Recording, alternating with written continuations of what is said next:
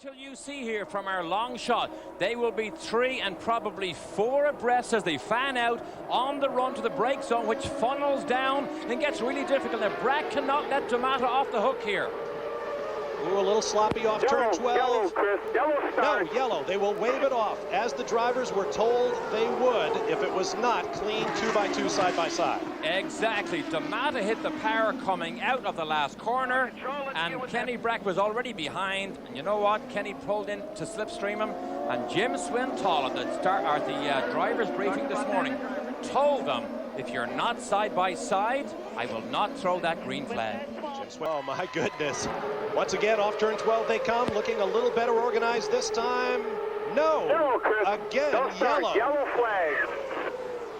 The problem here, Bob, is D'Amato is on the inside, and if he jumps on the power as early as he does and has done in the last 2 times, Kenny Brack has no hope of getting up side by side as the teams and race control want him to.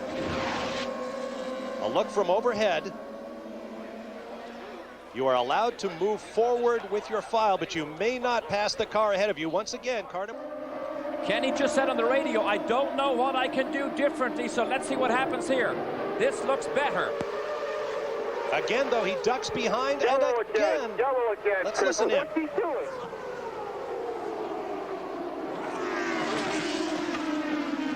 Control, it's very simple. The 12 car, all you have to do is stay in line, and we can go racing today.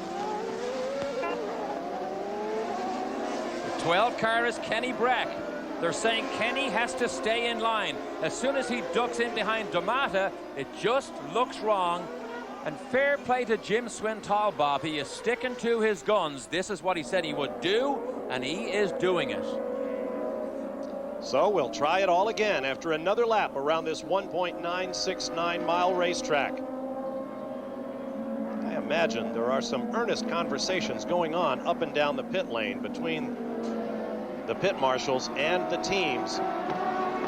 Now, word from race control is that Chief Steward Wally Dallenbach has said this is the last chance. If we do not go green, they will black flag car number 12 if he doesn't stay next to the pole sitter, D'Amato.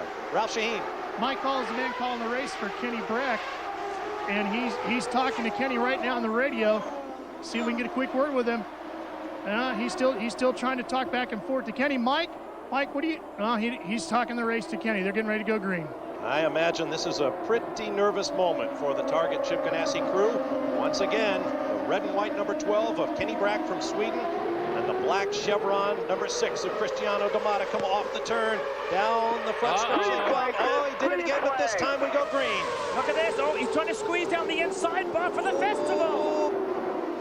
D'Amato has to give the corner. And look at Alex Tagliani in the blue and white Forsythe car, moving into third. Look at Townsend Bell, missed it completely.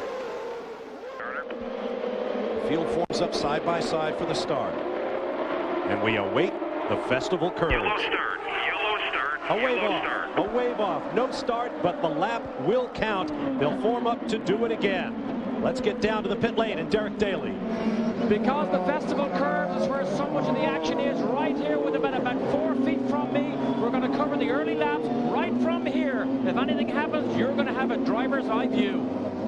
Remember, the Champ Car starting rule They're coming out of 11. is different than a lot of other series. When the green flag flies, either front row starter can lead the field across the line. Paul Layton of race control is on the radio to the flagman.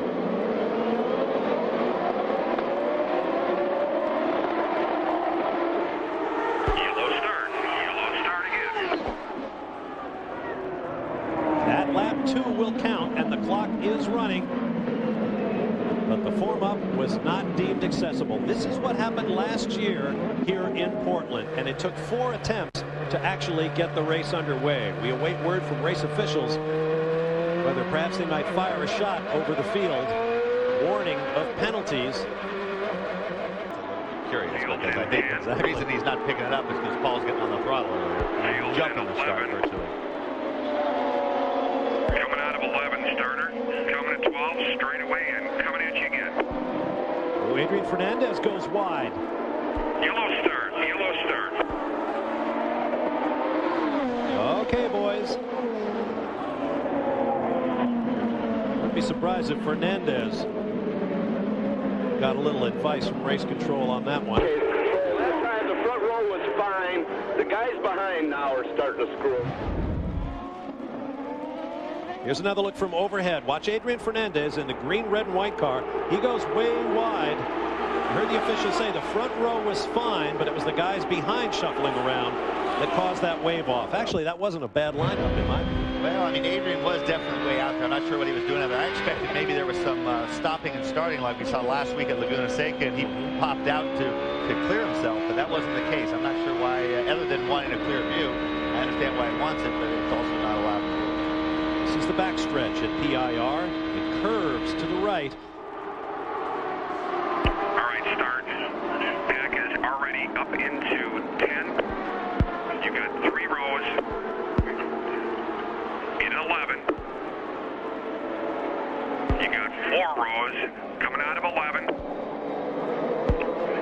Going to 12. Top of the straightaway coming at you, start. Green, green, green. We are green.